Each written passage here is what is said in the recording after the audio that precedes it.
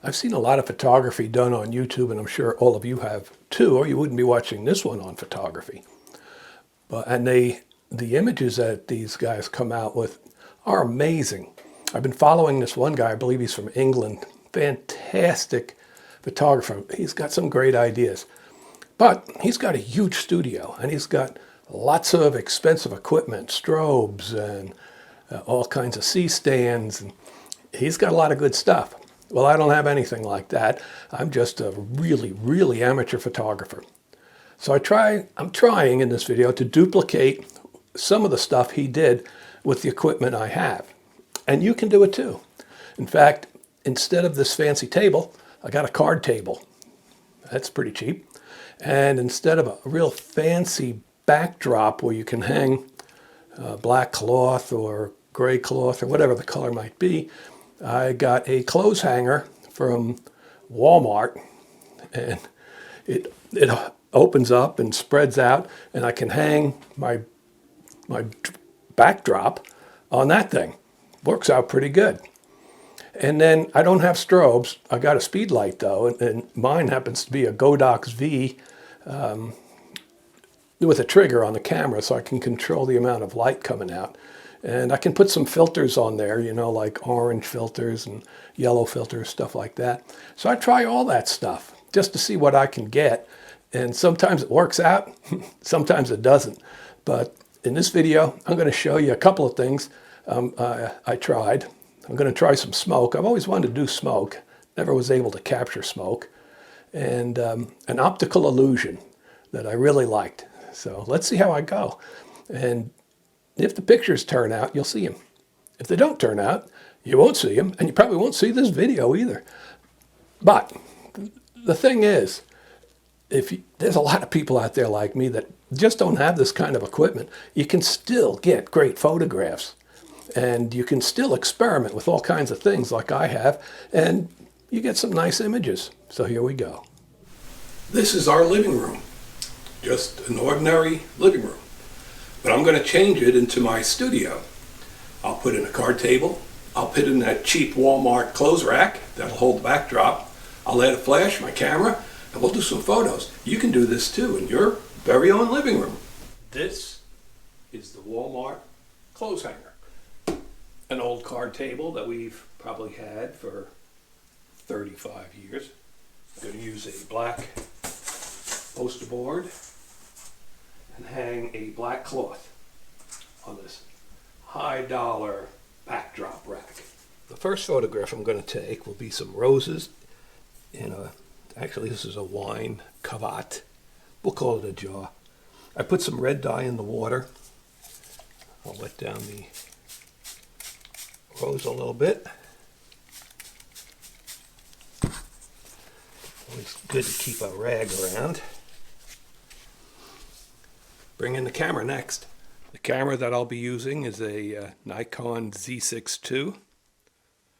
And if I can get this zoomed out, up there is my trigger that can control the power of the flash.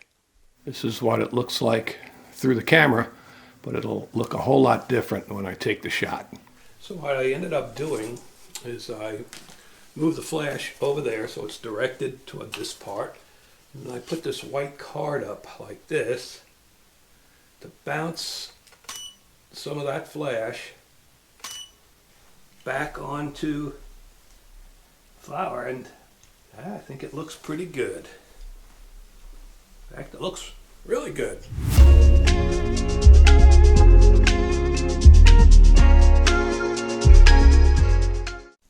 Now this will be an interesting photograph. It'll be an illusion by the time you see it. So I'm taking two pieces of paper and an egg. The egg. That's an expensive picture, by the way. I'm using an egg. I'm going to set it up, and it's going to look like the egg is teetering on the edge of a wall. The camera that I'm using is a Nikon Z6 II. I've got a Tamron 35 150 millimeter lens on it, and I'm setting it to about 85 millimeters. and I'm got it focused on the egg. Okay, I'm focused on the egg. In this case, I'm using a 1/200th of a speed and an f/16, and my flash power is at 1/2.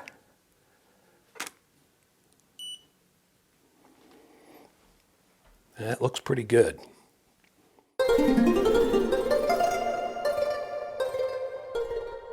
On this set of photos, what I'm going to try to do is capture smoke that's coming from an incense, a cone incense burner.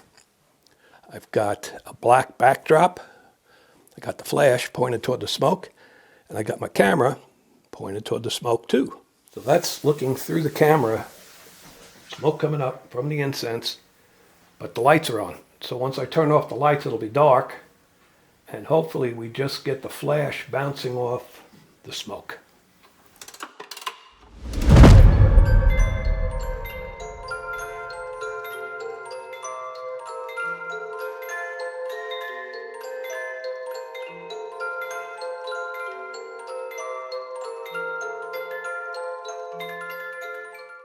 This will definitely make a nice photograph. We'll move that over to the homemade studio and photograph it, although it doesn't look bad right there, does it? This is what it looks like through the camera.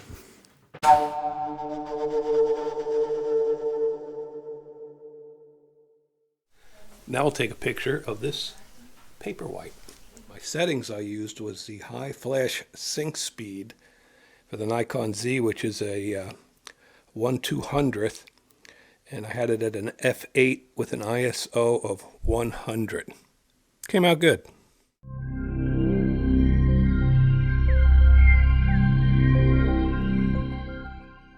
Well, I reclaimed the living room back to the living room, so it's back to normal.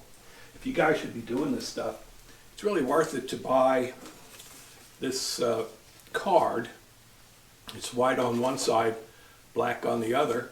The white you can use to reflect some of the light off of your flash to hit different parts of the subject you're photographing. The black can block light. I think the official term that they use in photography is it's a flag.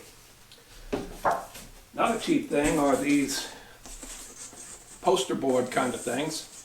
I can set that in the back of the subject, or I can put it on the bottom and have the subject on top of that. They come in black and they come in white, neither one. You probably should get one of each. Not expensive. The only expense you really have, you got a camera, that's expensive. You got a lens, that's expensive. The flash, that's not that expensive. And other than that, these cheaper pieces that you can create a studio with, you can get them at Walmart, or you can go to Michael's or Hobby Lobby. You get all that stuff there. Your wife might not like you setting up the living room into a studio, but it comes back here. Hey, thanks for watching. Appreciate it. And we'll catch you on the next one, hopefully next week.